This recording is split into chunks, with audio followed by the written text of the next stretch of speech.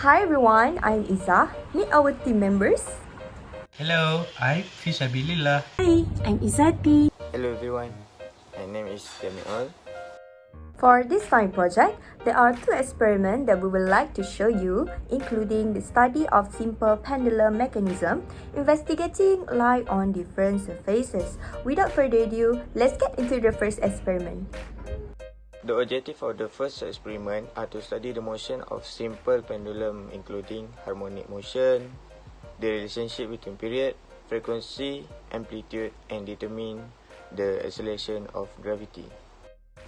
To do the experiment, we use a virtual lab that has a set of simple pendulum which consists of two parts. First, to test how different lengths affect the simple pendulum, set the mass of the pendulum as 1 kg and set 0.5 meter as the pendulum length. Second, swing the pendulum at the amplitude of 20 degree. Third, record the total time taken of the pendulum for 20 oscillation. Fourth, repeat the experiment with different length as listed. Now, to test how different amplitudes affect the simple pendulum, we set 0.6 meters as the length of the pendulum and the mass as 1 kilogram like before.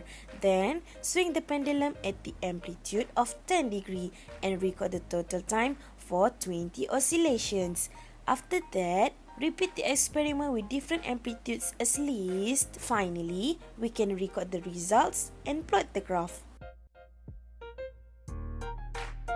And these are our results. To get period T, we divide the total time by 20 oscillation to determine the time taken for one complete oscillation. By using Excel software, we can plot the graph T versus L. Let's take a look at our graph. The graph of T versus L gives us this power function, which also can be written as this equation. As we can see here, length L or x denoted as approximately of L power of 0.5 or 1/2 or square root of L.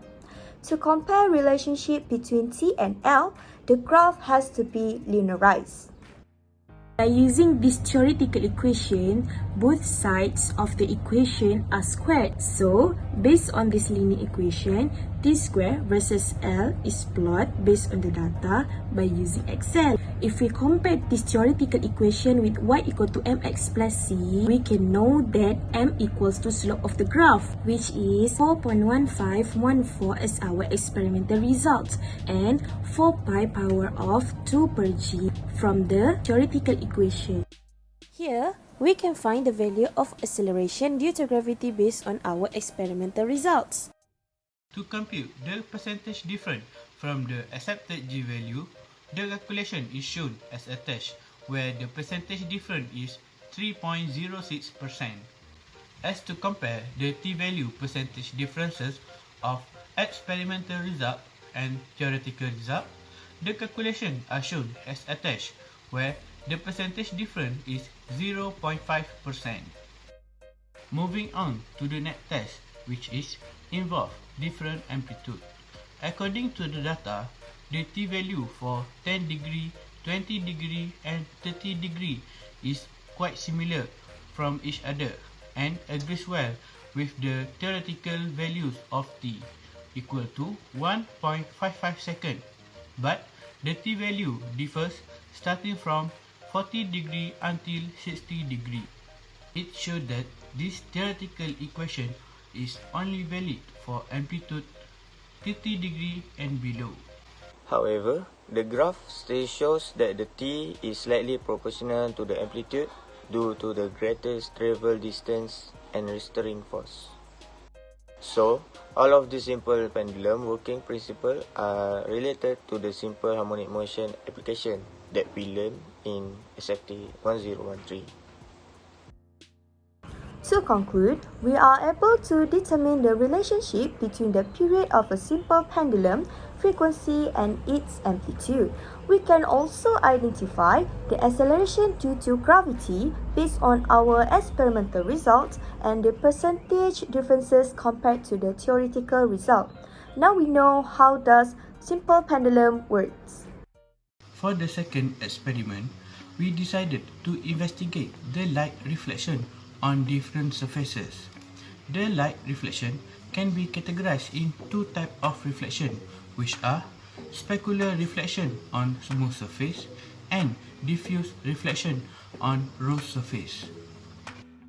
The purpose of this experiment is to show the difference in light reflection on a smooth surface where we use a plane of the mirror and on a rough surface like aluminium foil.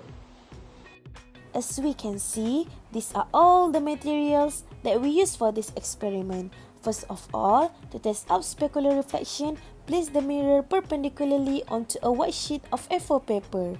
Next, make only one opening for the light entrance by covering the comb openings with a piece of black paper and place the comb perpendicularly to the paper. After that, light up the torchlight and adjust it until the light rays appear on the paper. Draw the line along with the light rays that penetrate the opening onto the paper by using a ruler and a protector. Then, measure and record the angle of incidence and the angle of reflection. Finally, repeat the experiment by replacing the mirror with a plane of aluminium foil to test out diffuse reflection. And these are our results. As you can see here, the ray of light approaching the mirror is known as the incident ray, which produces the angle of incidence. Meanwhile, the ray that reflects on the mirror is known as the reflected ray, which produces the angle of reflection.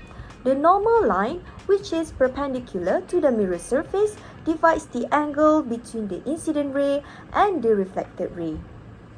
The law of reflection states the angle of incidence is equal to the angle of reflection, which is exactly happen in light reflection on a smooth surface.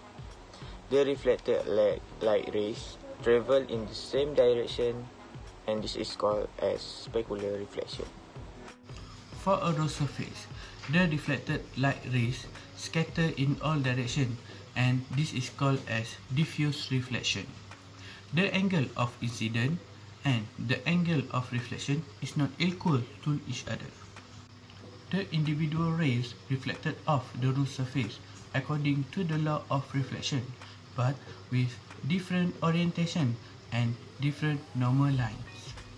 Each incident ray strikes onto the surface in a concentrated bundle and diffuses upon reflection, just like the one you see in our experiment result. To sum up everything that has been stated so far, it is proven there are differences between reflection of light on a smooth surface and on a rough surface. The light reflection behaves accordingly to the type of surfaces. Now we all know how does light reflection works as one of the properties of light. That is all from us. Thank you for watching. Bye!